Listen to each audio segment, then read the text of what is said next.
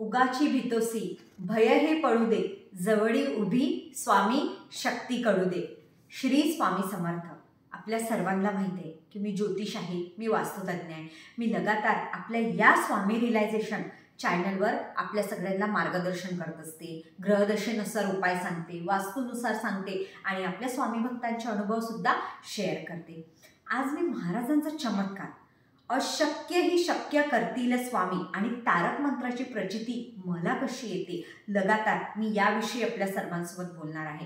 कारण भरपूर जण मला म्हणतात की ताई मी तर अध्याय वाचते महाराजांचे, मी तर माळ घेते, मी पण 11 वेळा तारक मंत्र म्हणते, पण मला तर महाराज कधीच जाऊन नाही आले, माझी का परीक्षा बघतात, माझ्यासोबतच का वाईट आहे, आमच्यासोबतच का अशी दरिद्रता आहे। या सगळ्या प्रश्नांची उत्तरं आज मी या व्हिडिओच्या माध्यमातून आपल्या सगळ्यांना देणार आहे। बघा, महाराजांजवळ कोणताही भक्त सारखाच असतो, तो गरीब असो या मग श्रीमंत असो, सगळे ईश्वराला सारखे असतात। म्हणून म्हणतात ना की ईश्वर श्रीमंती आणि गरीब नाही बघत, तुमचे कर्म बघतो। असं आहे का हा श्रीमंत आहे तर ईश्वराचं ऐकेल आणि हा गरीब आहे त्याचं ऐकणार नाही। तुम्ही गरीबही तुमच्या कर्मानुसार भोगत असता, तुमच्या या जन्मातले नाही तर मागच्या जन्मातले कर्म असतात।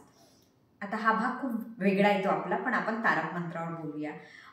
मी महाराजांची भक्ती करते असं नाही म्हणतात, महाराज माझ्याकडून करून घेतात आणि मी असं नाही म्हणणार की मी खूप मोठी आहे, मी तुम्हा लोकांना सेवा देते। मी नेहमी आपल्या चॅनलवर सांगते की मी सेवा देत नाही, मी एक ज्योतिष आहे, ज्योतिषाच्या माध्यमातून मी आपल्या सगळ्यांना मार्गदर्शन करते। डॉक्टर कसा गाईड करतो ना आपल्याला, ही बिमारी नाही झाली पाहिजे तर ही गोळी घ्या, ती टॅबलेट्स घ्या, मी त्यानुसार।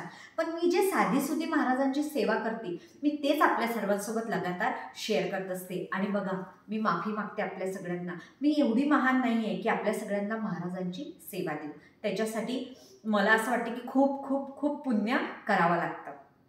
तारक मंत्राविषयी सांगायचं झालं तर जेव्हापासून मला कळतं आणि महाराजांविषयी लहानपणापासून कानावर राहायचं श्री स्वामी समर्थ, पण मी महाराजांच्या फोटोला बघितलं की खूप घाबरायची।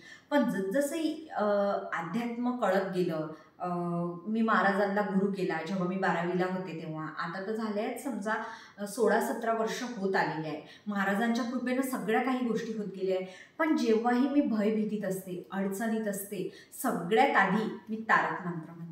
खोटं नाही सांगत मी आपल्या सगळ्यांना, मला कोणत्याही गोष्टीची भीती वाटतो। आता आपल्याला भीती वाटली की आपण कसं एक तर आईचं नाव घेतो लगेच, कोणत्याही गोष्टी ॲक्सिडेंट असो काही असो, मला गाड्यांची खूप भीती वाटते तर मी लगेच तारक मंत्र म्हणायला सुरुवात करते आणि अचानक मला कोणत्या तरी गाडीवर भिऊ नकोस मी तुझ्या पाठीशी आहे असं काहीतरी संकेत मिळतं आणि मी लगातार मी ना थोडीशी खूप वेगळी आहे, मी काय करत असते महाराजांची पण परीक्षा बघते कधी कधी। मी म्हणते महाराज तुम्ही असाल ना तर तुम्ही मला इथे कुठेतरी दिसले पाहिजे आणि लगेच मला महाराज दिसतात। हे मी नेहमी अशी गंमत महाराजांसोबत महाराजांचं माझं चालू असतं, कारण म्हणतात ना भक्त थोडा वेडा असतो। तर मला तारक मंत्र अशी गोष्ट आहे ना की मी जेव्हाही म्हणते मला खूप चांगले रिझल्ट आहे। म्हणून आपल्या सगळ्यांना सांगते की तारक मंत्र भावनेपासून एक वेळा जरी तुम्ही म्हटला तर तुम्हाला प्रचिती आहे, फक्त तुम्ही कर्मानुसार घ्या। तुमच्यानं जी गोष्ट नाही होत ना त्या गोष्टीला नाही म्हणून द्या समोरच्याला, त्याला राग येईल, पण तुम्ही खोटा आश्वासन नका देऊ, मला ही गोष्ट बिलकुल आवडत नाही। तुम्ही कर्मानुसार एक वेळा जरी तारक मंत्र म्हटला तर ते संकट तारतं, असं नाही की तुमचं बंद होऊन जाईल, ते तारतं। मोठा ॲक्सिडेंट व्हायचा तर छोटा होईल, कुठे लागेल काही फुटेल वगैरे, पण तुमचं खूप वाईट होणार नाही। मला तारक मंत्राची खूप जास्त प्रचिती आहे। 9 महिने माझं गर्भ ज्या डॉक्टरने रिपोर्ट बघितले त्याने सांगितलं की हे चांगलं नाही। तारक मंत्र श्रीकृष्णाचा मंत्र, असं समजा तुम्ही अशक्यही गोष्टी शक्य झालेल्या आहे आणि खूप सुंदर मुलगी मला झालेली आहे राजलक्ष्मी, आपण खूप जण बघता व्हिडिओमध्ये। म्हणून तारक मंत्र कोणत्याही संकटात असा तुम्ही कुठेही असा म्हणा, खूप जण म्हणतात कधी म्हणू, काय टायमिंग आहे, बिलकुल नाही। अध्यात्म अशी गोष्ट आहे तुम्ही जेव्हाही मुखातनं काढता ती प्रार्थना ईश्वरापर्यंत पोहोचते। आपण तारक मंत्र का म्हणत आहे, स्वामींना सांगत आहे महाराज धावून या माझ्यासाठी। तर मी आपल्या सगळ्यांना परत एक वेळा सांगत असते की अध्यात्म अशी गोष्ट आहे की मुखात सतत नाम घेतल्याने आपले जे मागचे कर्म आहे मागच्या जन्मातले या जन्मात आपण काही वाईट केलं ते पुसल्या जात असतात। हा व्हिडिओ कसा वाटला मला नक्की कमेंट बॉक्समध्ये सांगा। धन्यवाद।